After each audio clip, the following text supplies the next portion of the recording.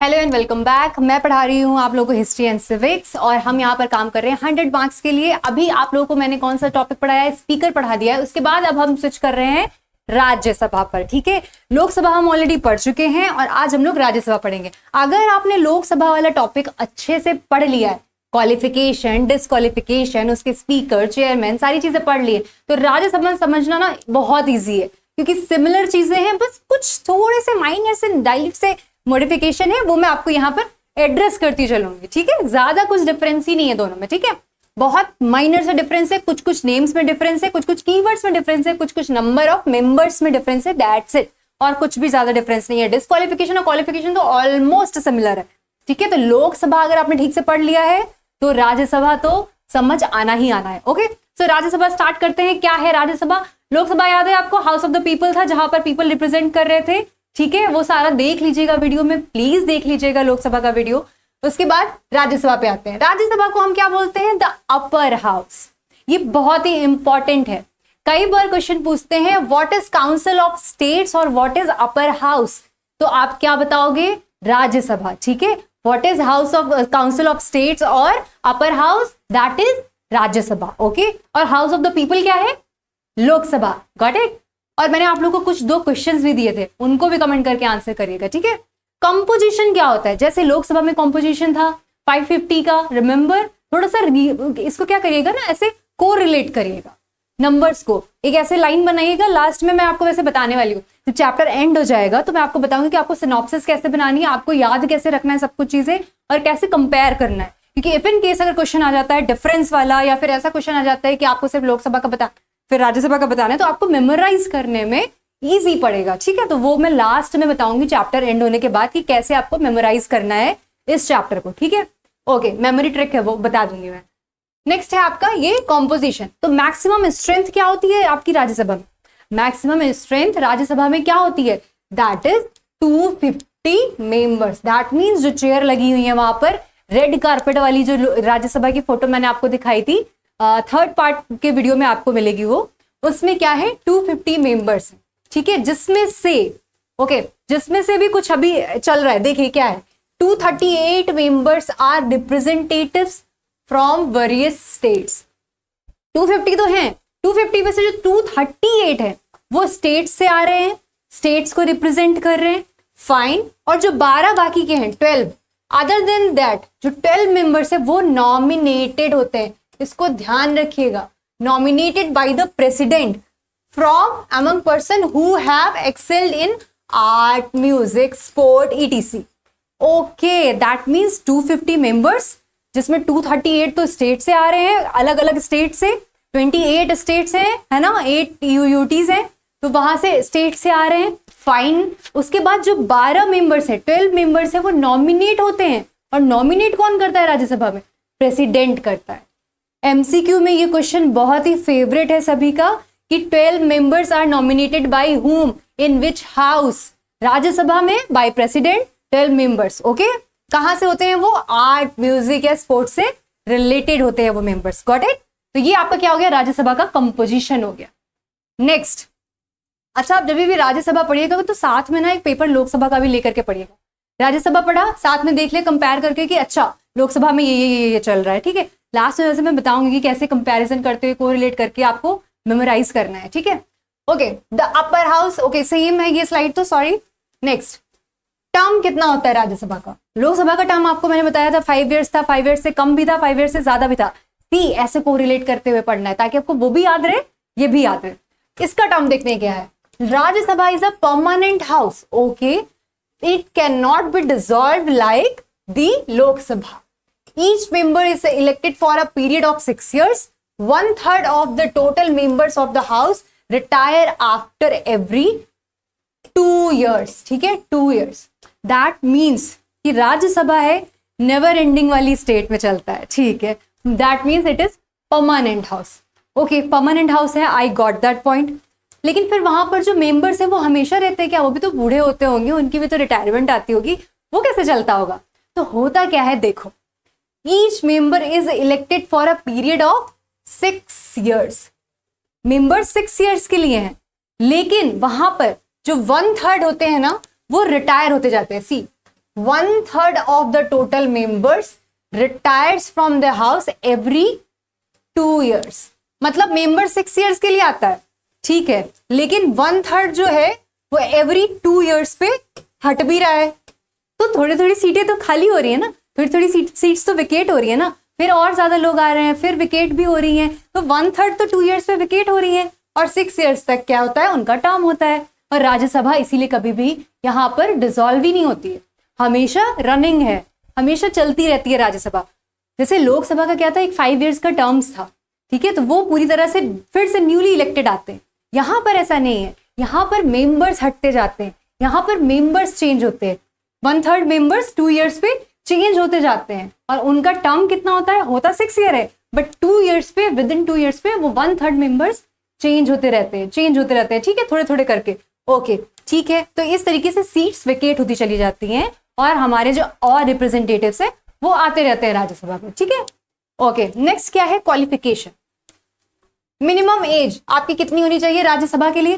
लोकसभा की याद करो पहले, लोकसभा की रिकॉल करके कमेंट करो कि क्या थी। इसकी क्या है, 30 years। ओके, तो ठीक है, राज्यसभा में जाने के लिए एज आपकी होनी चाहिए मिनिमम 30 years, 30। राज्यसभा ऐसा हाउस जो हमेशा बना रहता है, उसकी एज कितनी है, 30 years है। लोकसभा की एज कमेंट करना तुरंत, ठीक है। He she should be an Indian citizen, ये तो हम पढ़ चुके हैं लोकसभा में भी कि इंडियन सिटीजन तो होना ही चाहिए अगर आप मेंबर बनना चाह रहे हो राज्यसभा या लोकसभा कहीं भी, ठीक है, दैट इज फाइन। उसके बाद क्या है, should have his name in the electoral rolls in some part of the country. Similarly Lok Sabha में भी यही था, मैंने आपको बताया था कि इंडिया के किसी भी पार्ट में आपका नाम इलेक्टोरल रोल्स में होना चाहिए। कैसे क्या, सारा डिटेल्स मैंने लोकसभा में ऑलरेडी आपको बता दिया है, तो उस वीडियो को देखिए और इसको कोरिलेट करिए, क्योंकि 4 बार याद करने से कोई फायदा नहीं है, सेम चीजें हैं, सेम चीजों को एक बार याद करिए, ठीक है। तो शॉर्ट ट्रिक है ये सब। Should not be an insolvent, yes, ये हमारे लोकसभा में भी क्वालिफिकेशन थी, इंसॉल्वेंट तो उसे होना नहीं चाहिए। अगर आप कर्जे में हो तो आप गवर्नमेंट कैसे चलाओगे, ठीक है, तो इंसॉल्वेंट और बैंक्रप्सी नहीं होनी चाहिए। नेक्स्ट क्या है, should not hold any office of profit under the government. Similarly Lok Sabha में भी था कि आप दूसरी जगह पर एक पोस्ट पे बैठे हो गवर्नमेंट के और मेंबर भी बन रहे हो, तो आप दो जगह होल्ड नहीं कर सकते। आप गवर्नमेंट के अंडर 2 जगह 2 पोस्ट होल्ड नहीं कर सकते हो, 2 जगह सैलरी थोड़ी ना उठा लोगे। आपको कितना पैसा चाहिए भाई, 2 पोस्ट थोड़ी ना आप ले सकते हो, क्योंकि ऑलरेडी इतनी सारी पॉपुलेशन है। तो सेम यहाँ पर क्या है, any office of profit under the government आप नहीं रख सकते हो। आपको मेंबर बनना है तो आपको एक ही जगह रहना पड़ेगा, इधर आप मेंबर बनो या फिर आप उस पोस्ट को एंजॉय करो, ठीक है। तो सिमिलरली ऐसे ही लोकसभा में भी सेम है, कोई चेंजेस नहीं है, सेम है। ओके, बाकी के 2 पॉइंट्स भी सेम है, बिल्कुल same. Should not be a proclaimed criminal. Okay, criminal तो डेफिनेटली नहीं होना चाहिए, मैंने आपको बताया था क्रिमिनल होगा तो कैसे चलेगा भाई, क्राइम ही करता रहेगा वो।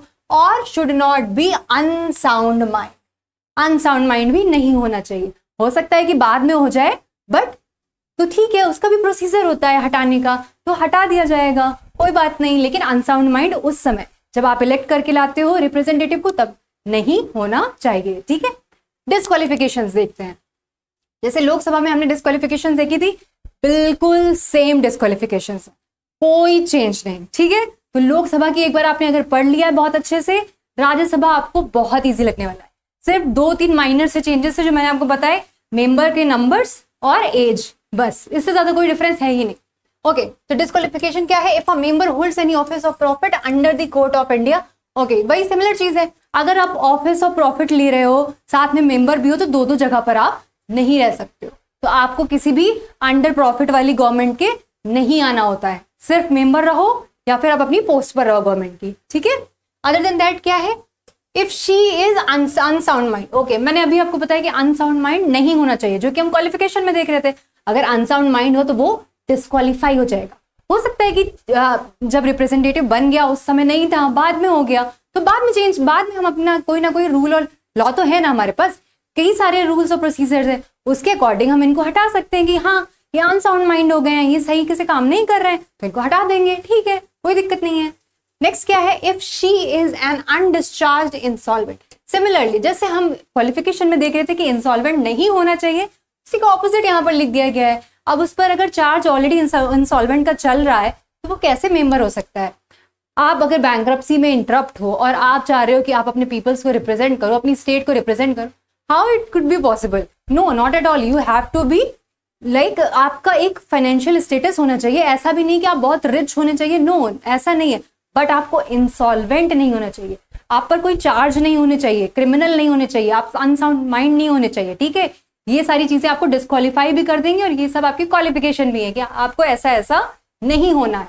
ओके, नेक्स्ट क्या है, if she is not a citizen of India voluntarily acquired citizenship of a foreign state, अगर आपकी इंडियन सिटीजनशिप नहीं है तो भी आप नहीं आ सकते हो, तो भी आप डिस्क्वालीफाई हो जाओगे। मान लो आप इंडियन सिटीजनशिप थे, आप मेंबर भी थे, कुछ टाइम के बाद आप चले गए फॉरेन, आपने क्या किया कि वहां की सिटीजनशिप ले ली, तो फिर आप तब भी डिस्क्वालीफाई हो जाओगे, ठीक है। तो बाद में भी डिस्क्वालीफाई किया जा सकता है मेंबर्स को, ठीक है।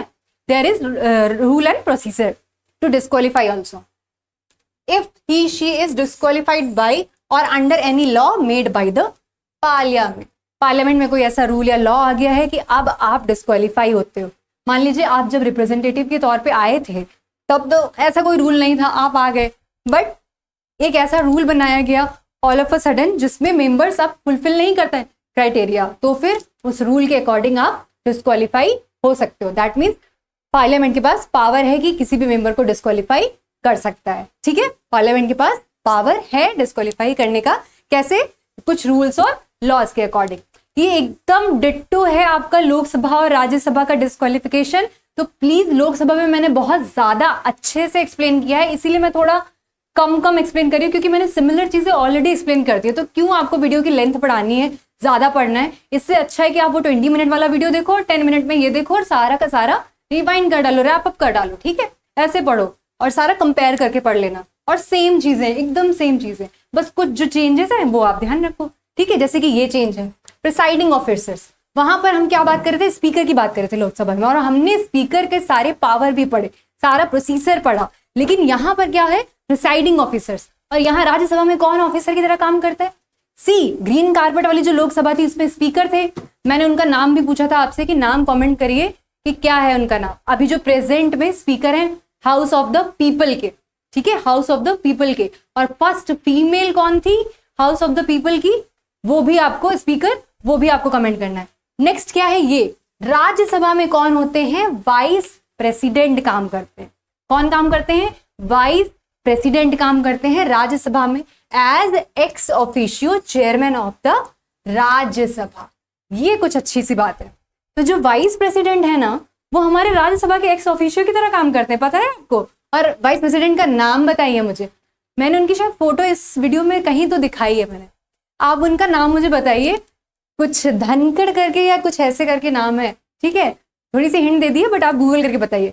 वाइस प्रेसिडेंट जो होंगे इंडिया के, वही आपके क्या होंगे, राज्यसभा के स्पीकर के तरीके के रोल करते हैं, या इनको बोलते हैं एक्स ऑफिशियो चेयरमैन बोलते हैं, ठीक है। तो वही सारी मीटिंग्स और सारे रूल्स और लॉज देखते हैं, जैसे स्पीकर देखता है हाउस ऑफ द पीपल में, सिमिलरली वाइस प्रेसिडेंट आपका क्या देखता है, राज्यसभा में, ओके। और क्या होता है, Rajya Sabha elects a deputy chairman from among its members. यहाँ भी एक डेप्यूटी चेयरमैन होते हैं। डेप्यूटी चेयरमैन इसलिए होते हैं कि if in case vice president अगर हेल्थ से ठीक नहीं है, या फिर कई बार होता है कि जब प्रेसिडेंट आपके नहीं काम कर रहे होते तो वाइस प्रेसिडेंट की जगह काम करते हैं, तो ये वाली चेयर खाली हो जाएगी। तो अगर ये चेयर खाली हो जाएगी तो डेप्यूटी चेयरमैन वहां पर आ जाता है। तो डेप्यूटी चेयरमैन भी राज्यसभा से ही होते हैं, जैसे लोकसभा में डेप्यूटी स्पीकर थे वैसे डेप्यूटी चेयरमैन यहाँ पर होते हैं। और ये एक्स ऑफिशियो चेयरमैन कौन होता है, वाइस प्रेसिडेंट होता है। तो ये सारी छोटी छोटी चीजें हैं जो को रिलेट करके आप याद कर पाओगे। और लास्ट में जैसे ही चैप्टर ओवर होगा, अब इसके बाद बस एक टॉपिक बचा हुआ है आपका, लोकसभा और राज्यसभा के पावर्स कैसे एलोकेट हैं। वो पावर्स मैं आपको बता दूंगी कि एग्जैक्टली इनके पास पावर क्या है, हाउ दे यूज इट। वो बताने के बाद मैं आपको बताऊंगी कि how to memorise, how to do synopsis, okay. फिर उससे आप क्या करोगे, को रिलेट करके याद करोगे। लोकसभा बहुत ढंग से पढ़ लेना, स्पीकर बहुत ढंग से पढ़ लेना, सो दैट आपको राज्यसभा समझने में 2 मिनट लगेगा, सिर्फ 2 मिनट, सीरियसली ट्रस्ट मी, सिर्फ 2 मिनट लगेगा। और ये वाइस प्रेसिडेंट यहाँ पर होते हैं, नंबर सिर्फ चेंज होता है, ये 250 होता है यहाँ पर मेंबर्स का नंबर, 10 नॉमिनेटेड होते हैं, 238 जो होते हैं आपके वो स्टेट से आते हैं। ऐसे करके रिलेट करके याद करना है, ठीक है। चलो, all the best. Next video में मिलते हैं राज्यसभा और लोकसभा के पावर्स के साथ में, ठीक है। Okay, bye bye, take care.